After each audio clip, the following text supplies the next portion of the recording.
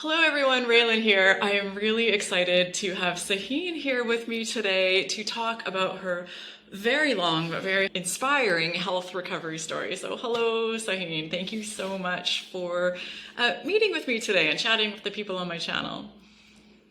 Thank you. Thank you for having me here.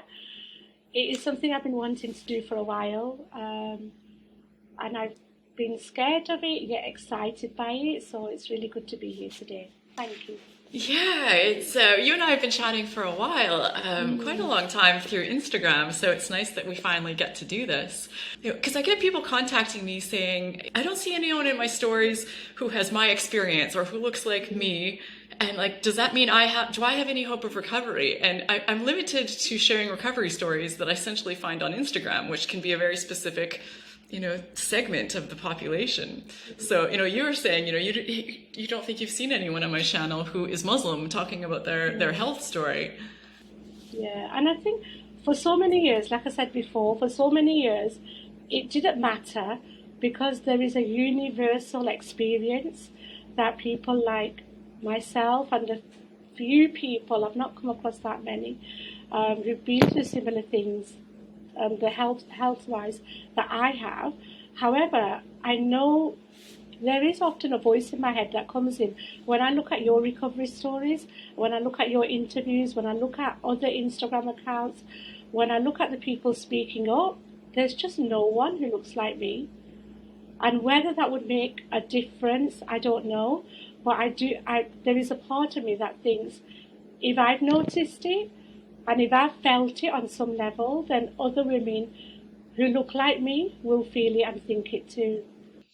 Well, for that and a Mm, whole bunch of other reasons, I'm so glad you're here, Sahin, today. It's important for us to see when we're watching things, people we can relate to people mm, who look like us, who it helps it make it more real that recovery is possible. And I think it normalizes it because when you're not yeah. seeing yourself represented in the videos, it's like, am I the only one like me who's going through this? When in reality, we know, of course, that's not true, but I imagine it can feel that way when you're never seeing it.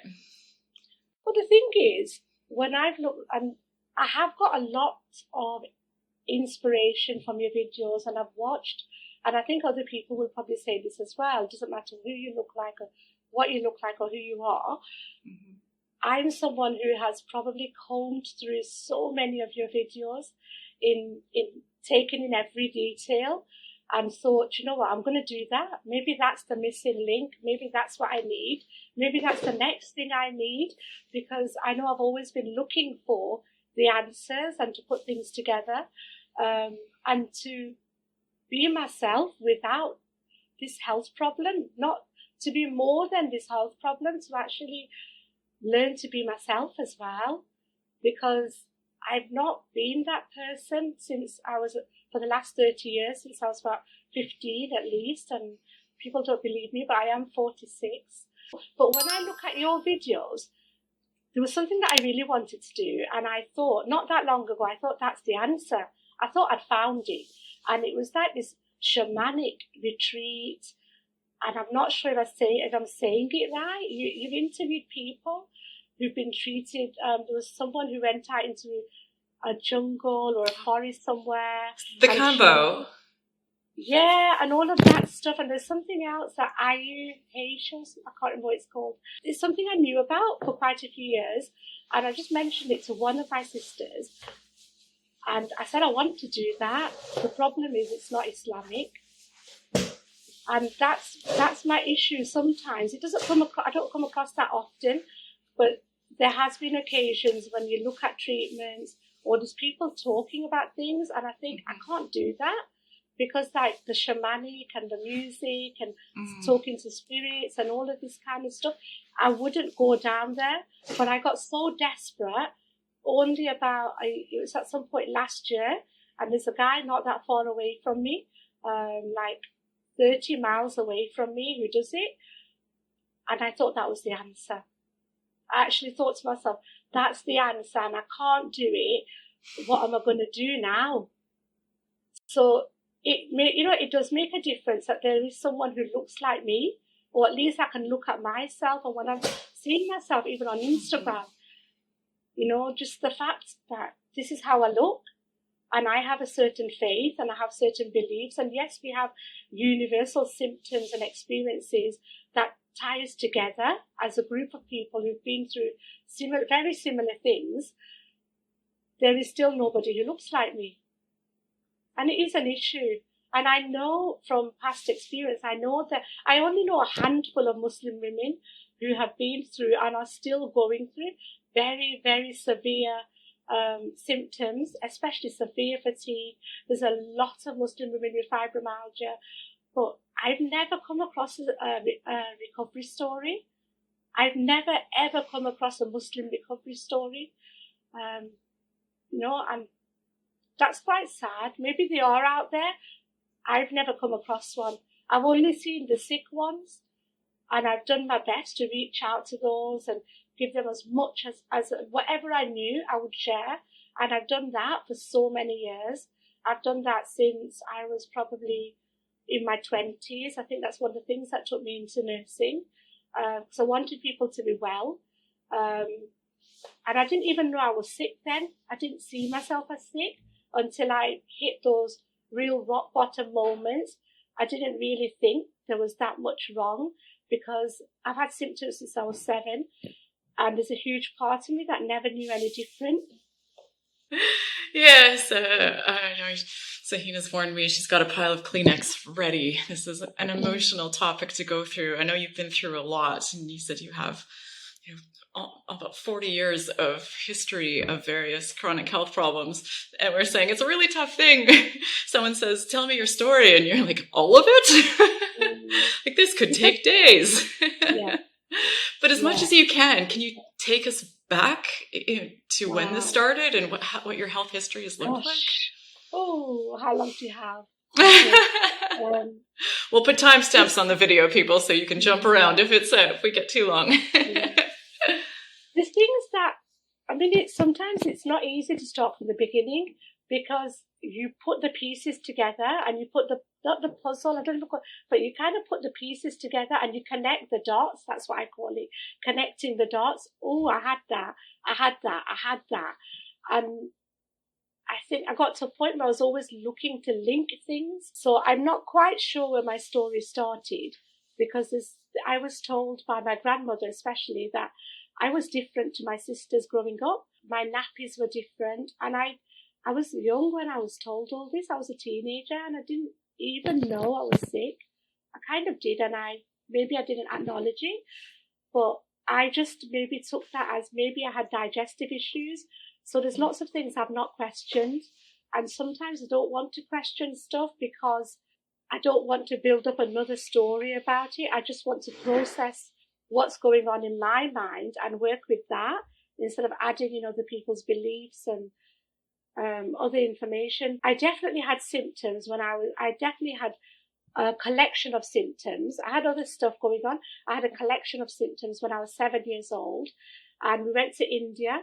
I grew up in England, and my mum took me and 2 of my sisters to India, and we ended up staying for 10 months. I was the only one that stupidly didn't sleep in a mosquito net, and I got these bites. But they weren't just like little bites. They turned into what I remember. I used to call them craters, because I had this horrific memory of this doctor cleaning them out with cotton wool, and it would hurt like hell. No anesthetic, no painkillers. I've been told that my legs were bandaged, both of them, up to my knees or above for about 3 months, which is a hell of a long time. And I've been a nurse for like 30 years, and that's not something you come across that's not something I've come across with mosquito bites. And my mum did say to me, I didn't know, she's told me she'd taken me to 3 city hospitals, good hospitals in big cities.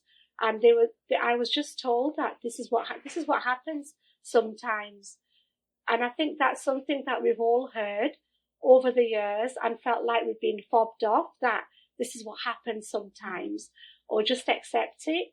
And that was the age of 7, and that was the beginning of 40 years of really poor health, where the story just gets bigger and bigger. Facial swelling all down on one side, I had these marks on my arm, tummy issues. I started with tummy issues.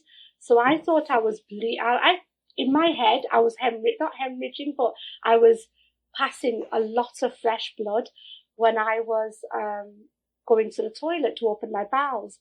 What I was having, looking back and realistically as a nurse, I had constipation and I was passing some fresh blood, which I know happens. And my son's been through the same thing. And I'm not sure what happened between 7 and about 15. I'm not exactly sure of what happened, but I feel like I was the only child that I had really severe flu. And I remember this one specific time, so maybe that's when I got a virus, but I don't know. And all these things were not checked. I had flu and everything hurt like mad, and I just kept pushing stuff to the back of my mind.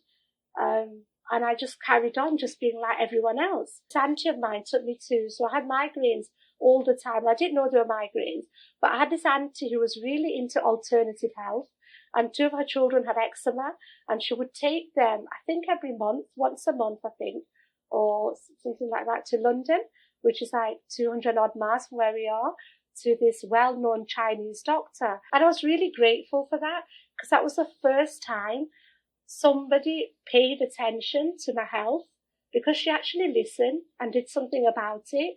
And she didn't just take me to a doctor who said this happens sometimes. She took me to this Chinese doctor 240 miles away. She looked at my arm at these marks, and I think she must have asked my auntie about my general health, and I told her about some food sensitivities or food issues, digestive issues.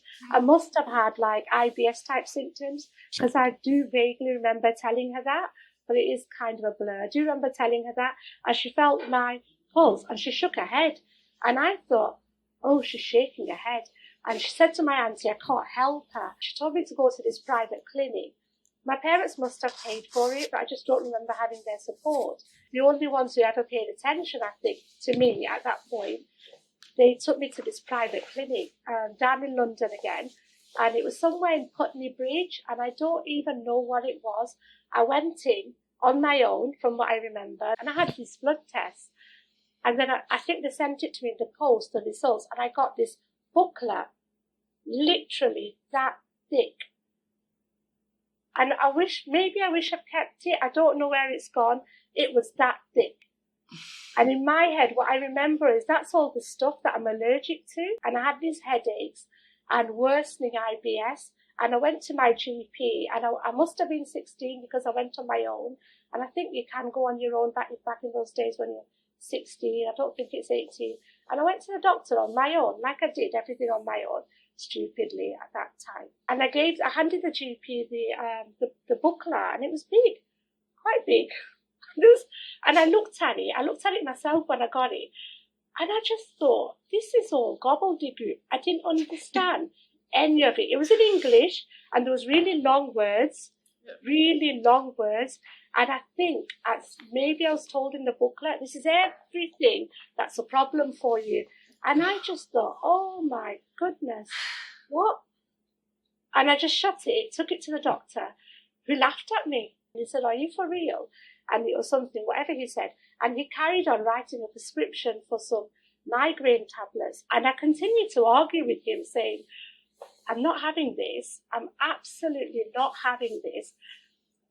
I took the tablets, obviously, and I took them, and I carried on lying down. And I'm pretty sure I've started to feel a lot better with the migraines. But I remember saying to him, there's no way you're going to laugh at me, and there's no way that I'm just going to let you do nothing. And then eventually, I think he got quite fed up with me, and he referred me to a local hospital, and my local hospital. And by that time, I even had really bad chest pain. So I would get my friends from college, or my sibling, my older sister who had a car, to take me to A&E. And they would just say, oh, that's normal for you. And I didn't know what that meant. After that report, I had been referred. I saw this doctor, and I was on my own, stupidly, without any support. And I was 16, and he told me to get underneath this sheet. And there was a nurse stood on the side, and he was examining me. And I remember having all these lymph nodes that were up in my groin, especially. And he said something like lymph node. I remember that. I remember he said lymph node. And it was around my groin. And he actually said to me, "You're not a shy girl, are you?" I thought, how bizarre are you? So that was the second doctor I didn't like. I got this thing for not liking doctors. And I got very triggered by doctors. And after that, he diagnosed me with ME, whatever, chronic fatigue or myalgic encephalomyelitis. I wasn't told about it till I was 24. But in that time, quite a lot was happening with my health. And then I started he put me on a 3-monthly vaccine called EPD, enzyme potentiated desensitization. And I didn't know that was for ME.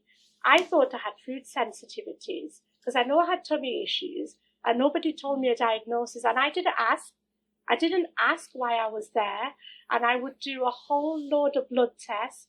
And I remember looking at the form sometimes and it would say like rheumatoid factor, arthritis. I can't remember. There's some other stuff, inflammatory markers. Still wasn't a nurse. No, I was a nurse at some point because I was going there till I was 24. I had EPD nearly every 3 months in between my nurse training, exams and going away and whatever else for 7 or 8 years. So maybe that 7-year thing is my thing. I don't know. I'll find out in a while. But I carried on with that. I had EPD. I didn't know what was wrong with me. I thought I had food sensitivities or allergies. I called them food allergies. And it was a really bizarre clinic because I remember most of the time I was on my own. I took a friend of mine for a few sessions. And when I felt okay, because I went there for a good 7-8 years, I went on my own. And people would come in wheelchairs. And most people were in wheelchairs. So people my age, there was no one who looks like me. No, there was no Muslims. Maybe there were. You know, you don't have to have your head covered to be a Muslim, but they looked like Caucasian, British, English, white English people, all of them. There was a lot of teenagers, and most of them were in wheelchairs. And people would talk to each other about the diet they had to go on for EPD and how they were doing. And I often didn't talk to anyone. I just went in, sat on my own for a really long time because you waited hours, had it, had bloods, had this jab, had a bit of a chat about my lymph nodes and God knows what else. I went home and I would forget about it for the next 3 months. I just carried on living a high-pressured, pushing myself kind of lifestyle. And there was nothing wrong with me because nobody had, and I blamed others for most of my life because nobody had told me there was anything wrong with me. So there was nothing wrong with me. And even if eventually when I found out I had ME, whatever that was, I didn't believe it because at that point, when I found about my diagnosis, I was 24 from what I remember. I was almost qualifying. I think I was in the 4th year of my nursing degree then. So I did a 4-year nursing degree and I thought, this is a load of rubbish. I'm really well. Well, I actually wasn't that well. I had a lot of infections. And I just thought, this is rubbish because I've got energy. Because I think that's what I remember about it.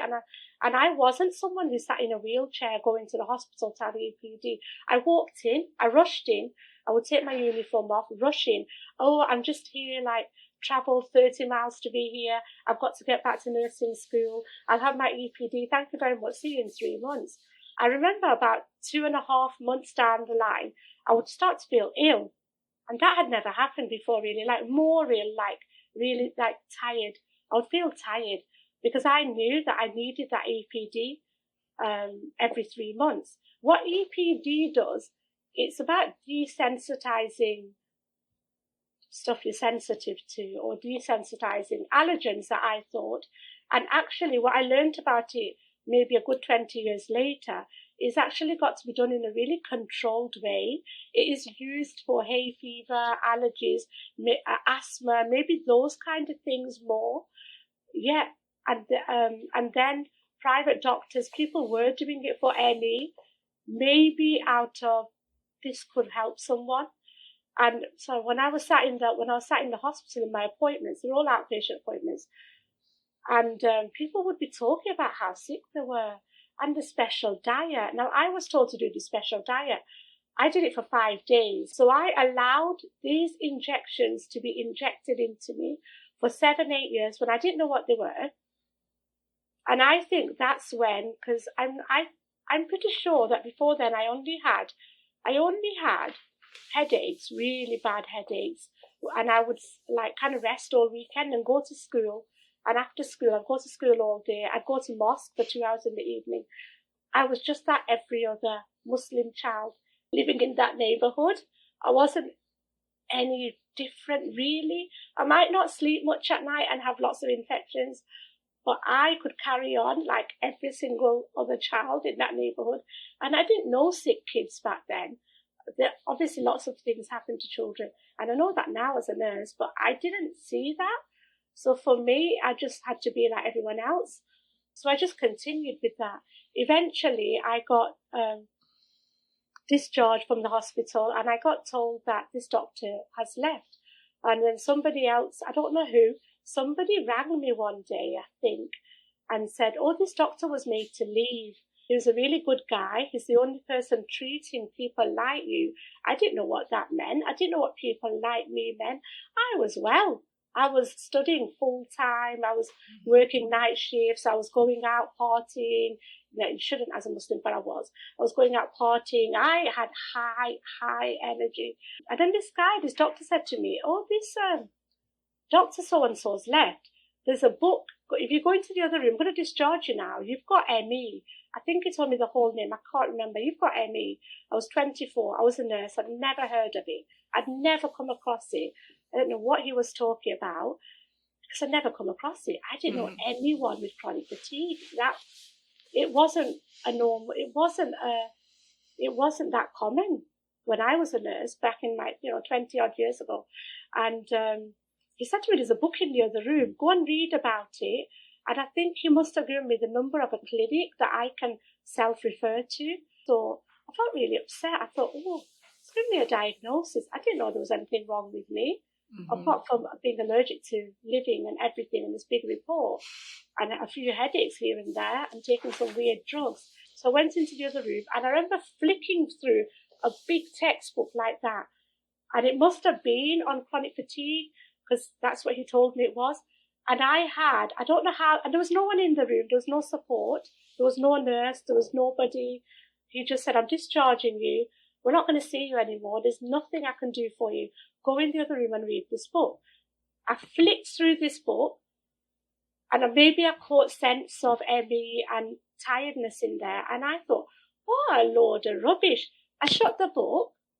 I walked out. I rang a friend of mine. I had a mobile phone back. I didn't even remember having a phone, but I must have done. I rang this friend of mine, and I said, I've been given this diagnosis. And I just cried and cried. And I don't know at that point what I was crying for. And I was on my own. I was usually on my own and I just cried and cried and cried. And then I stopped crying. I went home. I told my sister, I don't know if I told my parents, but I remember telling my sisters. And one of my sisters turned around and said to my parents, look what you've done. This, because of the stress that we've been through, because we had a really tough time growing up, because of the stress that we've been through with your issues, you've made my sister sick. And actually, she probably wasn't far away from the truth in some respects, but I made myself sick. And I didn't know what she was talking about, apart from the fact that she had her own emotional stuff that she was carrying. I didn't know what she meant. And I just thought, oh, somebody's standing up for me. This is quite good. And I stayed quiet, and I never even cried at home, and I never spoke about it. And I was in my 20s, and I went back to work. I went back to Manchester, I went back to work. I never told anyone. At that point, I never told anyone because I didn't believe it. At some point, part of me believed it because I rang this clinic, and they told me about, I can't remember, they told me about some program that they were doing for people like me who had ME. And I was thinking, rubbish. A part of me didn't want to believe it. It was only a part of me. I thought, rubbish. I'm bloody well. I'm nursing full time. I'm going to the gym. I'm playing squash. I'm burning out. I was working really hard and playing even harder. Totally burning out. I had bad habits. I was smoking. I was taking, marijuana. I was barely eating. I wasn't looking after myself in any shape or form. I didn't know what good health, I didn't know what poor health was. Yes, I looked after sick people, but I didn't look after myself ever really. I just kept going and kept going and kept going, and pushed and pushed and pushed, and just had to be like everyone else, keep up with my sisters, and they were all studying, and they were all doing degrees, and one's a lawyer and one's this and one's that, and I was just doing what was expected of me. I was like a real martyr, I had this martyr complex, and I never looked at my own needs, and I never kind of processed anything properly. And I just kept going and kept going until I really couldn't. And even then I kept going. It's taken me a long time. And even now I have to pull myself back and think, hang on, I don't want to go back to those old behaviours. Yeah, so at the age of 24, and then I got an infection soon. I had really bad dental and health issues then. And I felt really bad about it and ashamed and like, why me? And I ended up having 2 bridges, and they were really painful and they were really difficult to get in. So I was like losing more teeth, and it's taken me a long time to not be ashamed of that and to accept that. And I will mention that, not to everyone like I used to, but mention that if I need to. If it's appropriate, it's going to help someone, I will mention it. And I got this infection. That was it. I couldn't walk from that infection for 3 months. And I thought to myself, and I said, shit, I've got chronic fatigue, I've got ME. I never said that, but so I got this infection, and that infection made me unable to walk for 3 months, and that doesn't happen with that, because of where you can get skin lesions and stuff, and because of where you can get affected, you might struggle to walk a little bit due to pain, and I'm talking severe pain. And I took myself, and I walked into this walk-in clinic, and I said, I think I've got this infection. Nobody's told me. This is what I've got. I'm a nurse, and this is what I've got. And then I don't know if it was on that, I think it was on that first time I walked in. That's what I would do. I just walk in. I already had my diagnosis. This is what I've got. And I continued doing that for all of my life. And I told this doctor, this is what I've got. And then this doctor, he was quite nice actually, and then nurse was 2 of them examined me, looking at like my private areas, and I had these lesions, and it was horrible. At some point when I went back to the clinic, they said to me, you've actually got this type of infection, and it shouldn't present as this. This is not, I don't know this, but it wasn't the norm. So like the mosquito bites, I presented with, they said it was a really severe case of the wrong type of presentation for this awful infection that I had. And there was a lot of shame because of the infection that it was not, because there was a lot of shame around that. I was a Muslim, I was not married. I was still a Muslim, married, having, what I can say, but I was not 100% fully practicing Muslim. I prayed 5 times a day, I fasted, but I went out, I had relationships outside of marriage, I saw myself as a really bad person, and then I got these type of infections, and couldn't ever tell anyone what they were. I never even told a sibling, and my mum just accepted that I had some infection, and it was painful, and because of that I was in bed, and I kind of talked my way around it, because I'm a nurse and I could tell them anything and they would like listen to me, and then I did go back to this clinic. I would just walk in, and at some point I think I just walked in and I said, I want to speak to that doctor, this consultant, and he was wonderful, absolutely wonderful in some ways, because I got my life back at that point, not for long. I got my life back, and he said to me, I used to work with people like yourself, people with ME. And I said to this doctor, somebody once told me I had ME and I can't walk. And this is what I've decided, this is what's happened to me. And it's kind of activated this ME, and I don't know what that is. And that's why I can't walk. And this doctor was quite wonderful, because he was the first doctor, and I've never forgotten him. And he had a lovely manner. And he said to me, I've worked in an ME clinic in London. I don't know if it was private, I think it was. I worked at the ME clinic in London for quite a few years. I get it, I understand it. and I would give people low-dose antidepressants. I said, I'm not depressed. I don't want an antidepressant. I want to walk. And I get how low-dose antidepressants can help people. And I respect that and I honor that, because I do think always integrate your health, whatever helps you. It might be a pharmaceutical, it might be mind work, it might be supplements, whatever helps, do it. Bring it all together, and it's whatever is for you. And I'm still a believer of that. I'm learning. It doesn't have, I'm actually learning now. It doesn't have to be one thing or the other. It's a collection of things, and just respect and honor the things that help you and hold them dear. And that's absolutely fine. So this guy was lovely. And he said to me, and I said, I don't want antidepressants. I'm not depressed, because I had this block about I can't take an antidepressant. That's really bizarre. And then he said to me, and then I think maybe I asked him, because I was quite manipulative in a way. I knew what I wanted. I knew what to ask for. And I was a nurse. Yes, I was only a nurse. I knew exactly what to ask for, and I knew what to diagnose myself with. And the part of me was manipulative in a way, because I knew I would tell people, I would always tell people, this is my diagnosis, this is what's going on. And as I got older, and I just thought, I have to do that. There's no one else who's going to bloody get it anyway. I have to figure it all out. I have to do this. So I was very adamant, this is exactly what's wrong. This is what I need to do. So I said to these doctors, because I was working in hematology oncology, I knew all the drugs. I knew the strongest drugs out there.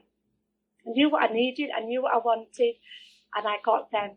And I kept getting all the stuff that I wanted for, well, not all the stuff, but there was stuff that maybe just as a privilege for being a nurse and knowing stuff that you can get. So I wasn't like a lot of people, maybe some people there me who were like, never got given anything. I got given stuff, and I stood up for myself all the time. But inside I was like breaking, and not so much I wasn't facing. So this doctor, he actually wrote me up a valcyclovir, which is a pretty heavy antiviral. It's something that you give to transplant patients, very immune suppressed patients. Maybe I was immune suppressed. I didn't think that at the time. I just thought I needed something to get me up. So I managed to speak to my GP, who kept that valcyclovir going for 6 months, because every time I weaned off it, my GP was like, I don't think you should be on this, but they would just do it anyway, because they knew I was a nurse, and they did trust me as well. So my GP at the time, whoever it was, carried on this valcyclovir, because when I came off it, I couldn't walk again. And it was a really difficult time, and I managed to get away with what I call it, getting away with it. I got away with being sick and being a nurse. I got away with it because I was on valcyclovir, and it was quite dangerous because I would get in the car and put my hands on the steering wheel, and I couldn't feel my legs. Obviously, I could feel them, but to me, they were numb. And I would drive 40 miles in like maybe 2-hour traffic to go and sit in a library. And I told myself I couldn't walk, and then I would drive back, not being able to feel my legs, and that's pretty damn dangerous. And I did that for 6 months. And then eventually, I just, I didn't feel well. I think after that, I just started to listen to myself, and I just thought, it could get easier. I'll get a hematology oncology job. That's what I'm not doing, because I did 18 months of night shifts, literally straight 18 months of night shifts. And I would barely sleep. I was sleeping, but I would then be driving home in between those night shifts. And it's like, and we did 7 nights on and 7 nights off. And I was absolutely exhausted. And that was the norm. It was normal to be exhausted. It was normal for nurses to feel like shit. It was normal for nurses to cry in handovers and break down. So I just did what everyone else did. And that was the norm. And then at some point, I must have actually started to care about myself.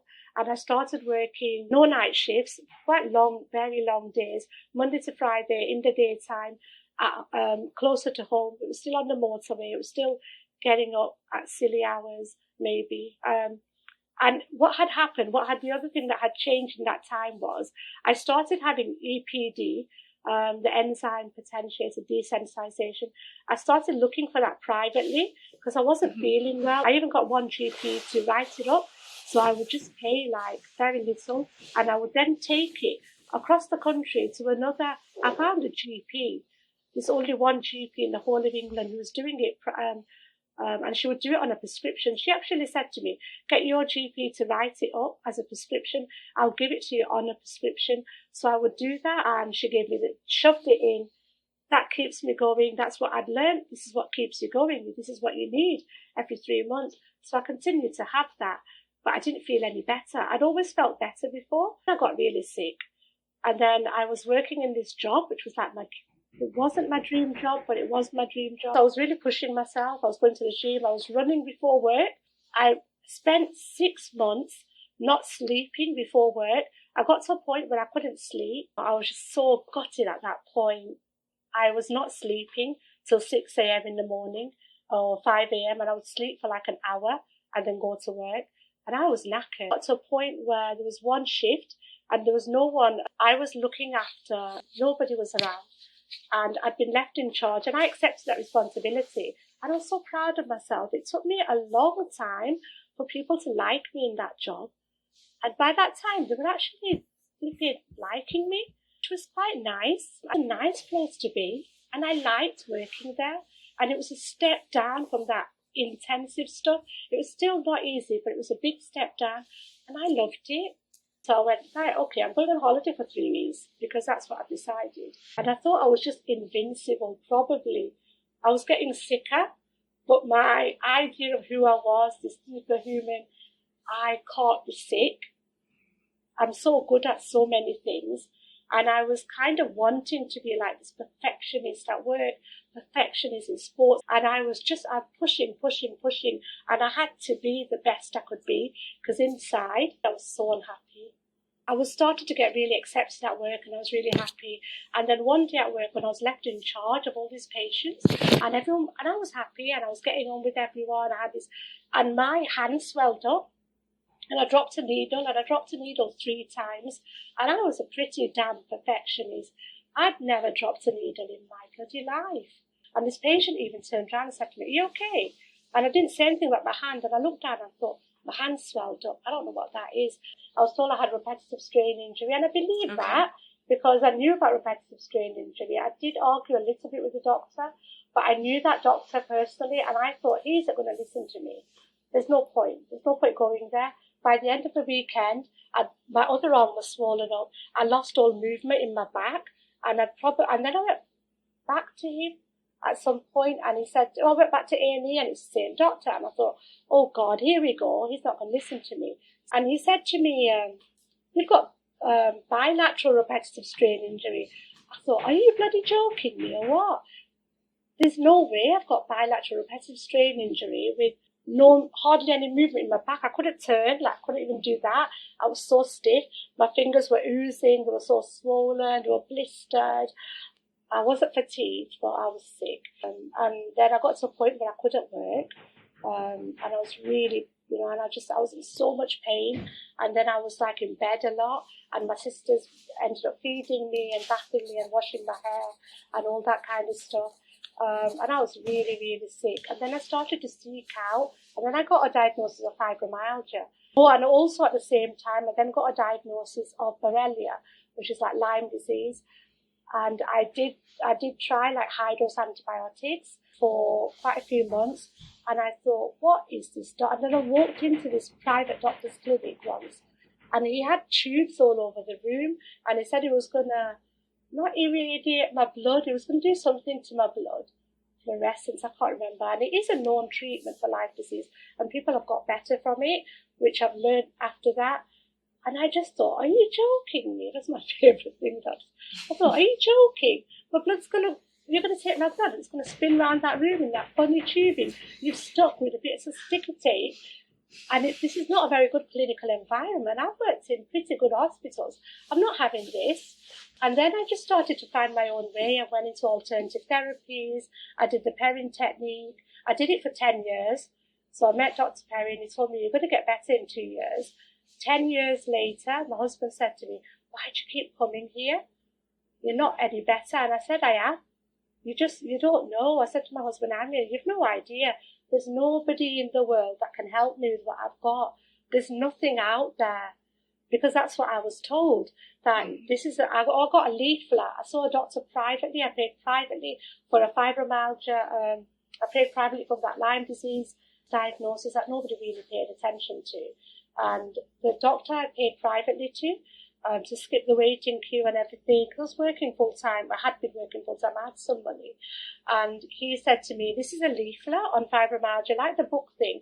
This is a leaflet. You've got fibromyalgia and you're going to have to live with it. I thought, are you bloody joking me? I thought, what kind of rubbish? Who talks like this? I said, you're wrong.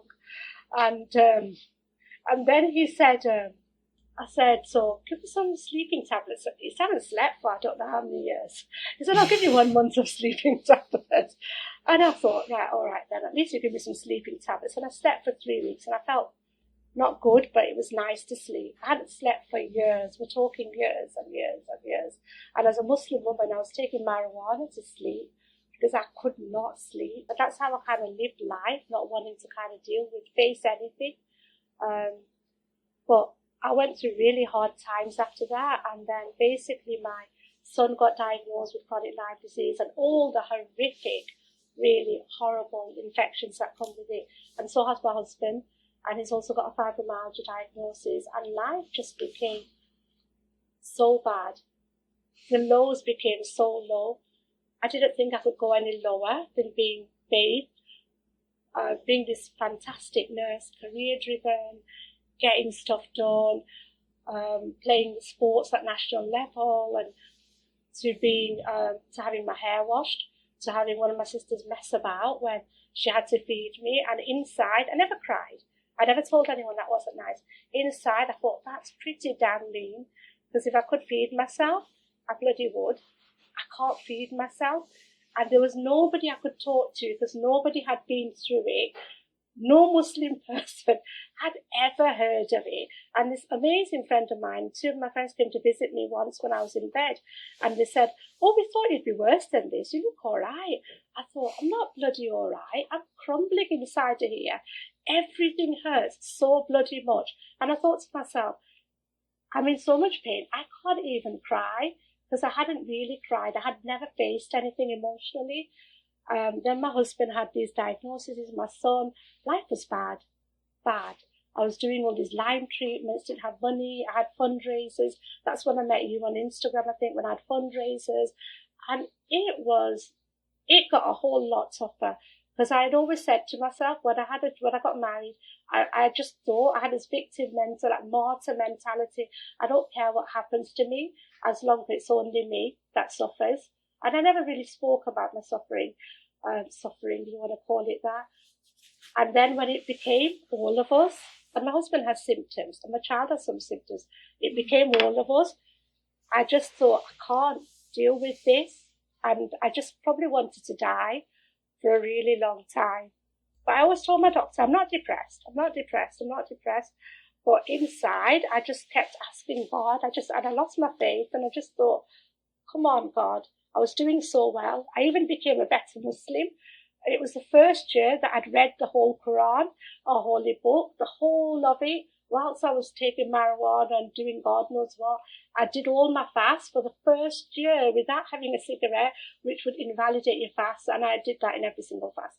So, and I was like this model Muslim, read the Quran, I did all my fasts, and then I got fibromyalgia, and I thought, this is not fair, so I kind of I was practicing, but I became disconnected.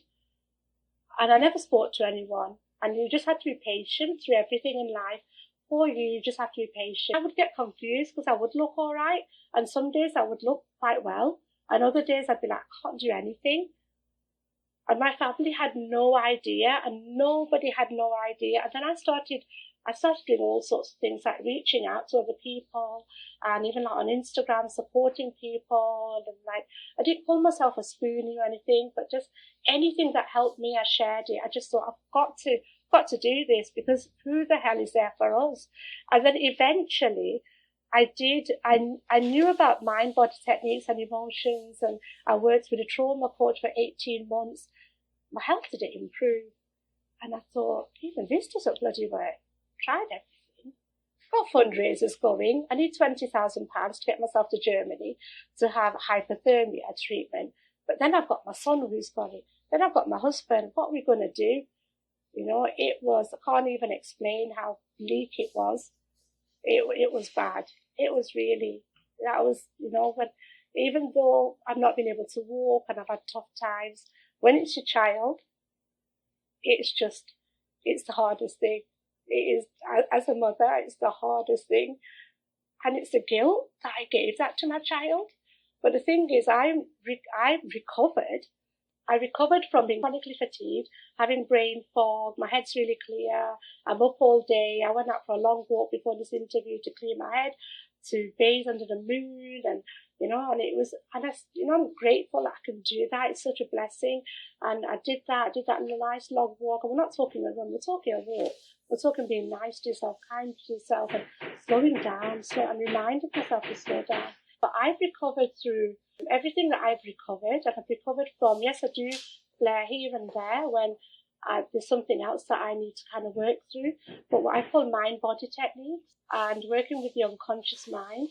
And what happened, fourth session into literally just a 5-session, very short process, and I'd already worked with a trauma coach for 18 months, and I thought, I've done all of this. I know about anchors. I know about letting go. I've done it. I've processed all the anger, which is like the seat of the emotions. I've processed this. I've processed that. I've processed so much that has happened to me.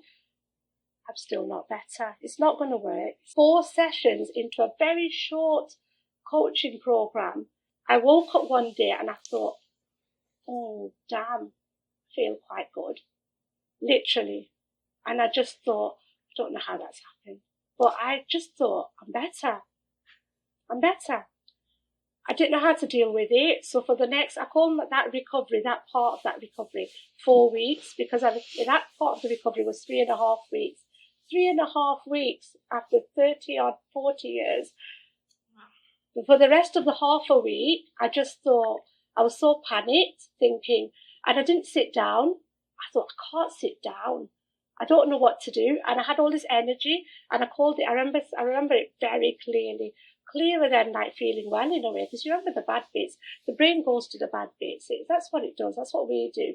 We remember everything is so bad when really it wasn't. And you forget to remember the really good bits, especially in your childhood and even in all the help that doctors have given me along the way. And I think I've had a privilege from being a nurse. I have to say that. People have really helped me up. They've given me stuff that they haven't done for other people. And you've only heard part of the journey, to be honest. But I had this nervous energy and I didn't know what to do. And after another half a week, I decided to sit down and I put TV on. And I never ever used to really watch TV. Even when I was really fatigued, I'd sleep all damn day. Every half an hour, I'd be like, oh, I'm tired again. But and I felt awful, but I never really watched TV. Put the TV on, I watched a half an hour cooking program. And I thought, this is nice. And I didn't know what to do. And I'm like that now, where I'm like, I don't quite know well, the thing is that I'm careful that I have to, because I've recovered from the things I've recovered from very quickly. It's now I'm reconditioning my body, and I have Pilates 1-to-1. I do take some herbs. It's not the herbs that have got me better, but they definitely help. They enhance my well-being, and I'm all for that. And if I had to take some medication, I'm all for that. I don't care what people do. You find what works for you. Started doing this specific way of this mind-body techniques, a specific way of doing NLP, and it's working. But I do the exercise, the sleep. I take some herbs, some Ayurvedic herbs. I choose my language very carefully. So I choose to eat really healthy. People say you're so healthy. You look so young. You're not your age. Someone said that on your group. You're not your age. There's something really fishy here. Yeah, and I was like, and the older me would have got really upset about that. And I kind of laughed it off. And I thought, well, this is just how I look. I've got 2 spots actually. This is just how I look. But I think I've looked like my skin, there's nothing on it, there's no makeup, there's no anything. And I think this is how I look because I choose to eat well. I choose to eat healthy. I've started having dairy now, which I've not had for so many years. Got my jewellery on, which I had stopped having because I believed I had mast cell disorder. And I do have symptoms of that with Lyme disease. I did have symptoms of that. But I learned to let go of the labels and find out who I am underneath, and actually stand up and be who I am and have a voice, and to use that voice to be free to be myself. And for me, that has been the ultimate journey to recovery, to be yourself and to have a voice and to speak to people and to be vulnerable, to be empathetic, to be vulnerable. And by working through all my kind of inner conflicts, and it's a working process, and I don't care what anyone says. I think even maybe with recovery, with life in general, I don't think you're ever done, because there's always something you're going to be working on. There's always things that are going to come up, not even with the mind-body technique, with aspects of your personality, your character, the way you respond to things, just spirituality. There's always something that you're going to be working through, and that's the beauty of life. But I really learned after 46 years that I can actually be who I am and be okay with that. I've learned a lot more than that, but yeah, and I'll end with the same note that I started with, that there's nobody who looks like me, who talks about the stuff that I talk about, like with my health. And I know there's lots of Muslim people who probably don't talk about the other stuff they've gone through in life, because we don't bring it out there. We kind of deal with it differently. But there's nobody who looks like me. So I really hope that if someone looks like this, who looks like me, i.e. they've got the same faith and they've not spoken about anything, that they just be yourself, and be vulnerable and reach out to people and actually tell people what you're going through. Because everyone's so kind of stuck in their own minds with their own problems, like my mom and everyone else, all these people that I've blamed all my life, doctors and people who've not helped me, but they're also clouded with their, like in NLP we call it the perception of the lens that we look through.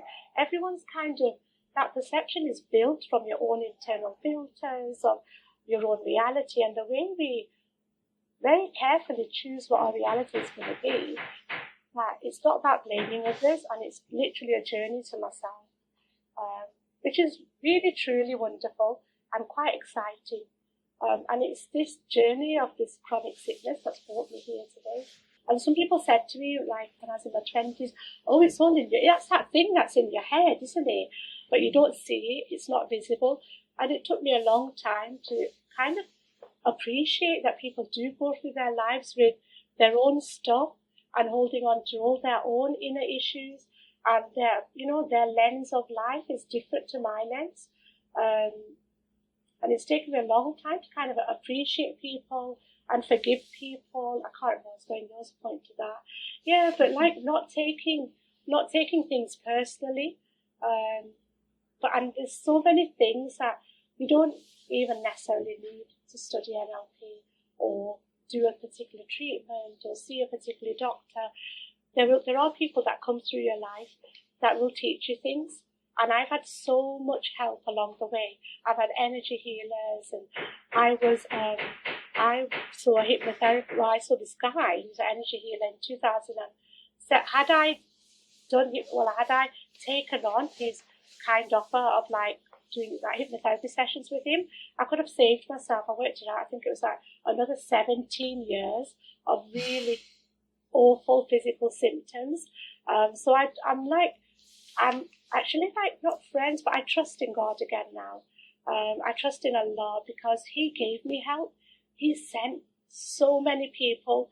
He sent so many signs. He sent me so much. And there were so many times in my life that I thought I was not supported, that nobody was there for me. And they were. I didn't take it. Because for whatever reason, I was like holding on to everything and like being the superwoman and had to be everything else. And as a Muslim, I don't know how you have to go, but as a Muslim, I think as an Asian Muslim female, there's this big, when growing up, I think other cultures must do this as well. You're always compared. In my family, you're always compared to everyone else's kids.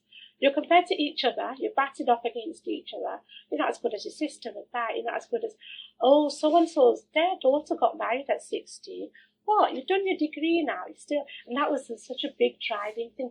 Got to get married. You've got to get married. You've got to do this. You've got to have 2 kids by this stage. You've got to do this. So like my whole health has been like, I just felt like a failure. And that's something that I am processing now, to be honest. I've processed so many layers of it, and I'm still going through that. Because I've got 1 child, and I became bedridden throughout my whole pregnancy. I didn't go to any antenatal classes. Nobody was there for me. I never learned how to. I just remember being in agony during my labour, thinking, and this deep sadness that I never learned how to breathe because I've been so sick. I lay in bed, and that's what I'm saying, you're only good body. I lay in bed for hours for the whole of my pregnancy, for half of it when I just became so bedridden, just staring at the blinds. And I have looked, and I've got the same blinds still now for the last 10 years. I'm just so get rid of the blinds. I'm friends with the blinds now, but I would just stare at the blinds, stare into space, and the hours would just go past. But I've missed out on so much.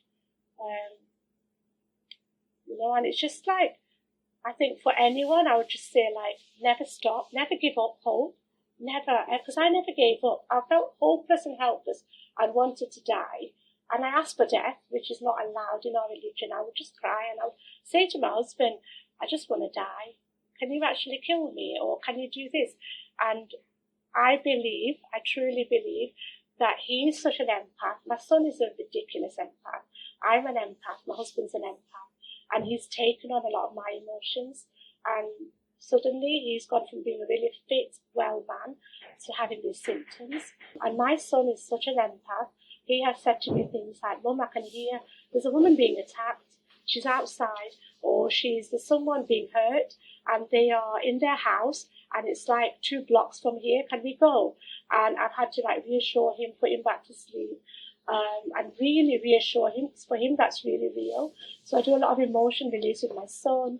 I still think I do work with children. I've worked with kids with ADHD and children with one of the parents has had really severe illnesses, and that child is a particular child who's like afraid of everything and became allergic. He told me he was allergic to everything, and I had to remind him, actually, this is not what you call an allergy. This is what an allergy is. And I've said that to my son, and I've said that to my sons. My son said to me, Mum, I've got the most allergies from all the kids I know. I'm the allergic child. And I've said to his school, I've refused to take his Piriton, and he never uses inhalers. He's got one in his bag. And I've said to him, you don't actually have any allergies, because he doesn't. And we all have the same label, but this is something that's working for all of us, and it is exciting. And I'm at the beginning of, I've got all these years of nursing, and I'm at the beginning of kind of thinking, oh my gosh, there's so much power in this. And especially with children, I really like working with children, because you need to work with people when they're younger, and not when they're it does work for people like me 40 years down the line, but there is quite a bit to process. It's heartbreaking to hear about all the years of struggle and being dismissed and the challenges that you've had, and that you finally have found something that is helping you to be well and to thrive, and you've come through this in such a good place. I'm really happy for you, and I really thank you for sharing your story here. I do think a lot of people are going to appreciate it. Yeah. Well, thank you. Thank you. You're welcome. And thank you for the stories that you share, because had it not been for the stories that you share, you wouldn't think recovery is possible, because you don't hear about it, you don't see it. Even in nursing, I've never met anyone in 30 years of care and nursing who's got fibromyalgia, who's got Lyme disease, who's got ME, whatever that was. I've never come across it in my life. Thank you again. You have such a powerful story. So many people are going to appreciate it. I'm going to have links in the video description for people watching if they want to find your beautiful Instagram account and ways to get in touch with you. And thank you again. Thank you to everyone who's watching. Looking forward to your comments and questions as usual. And that's it for today. We'll see you in the next video.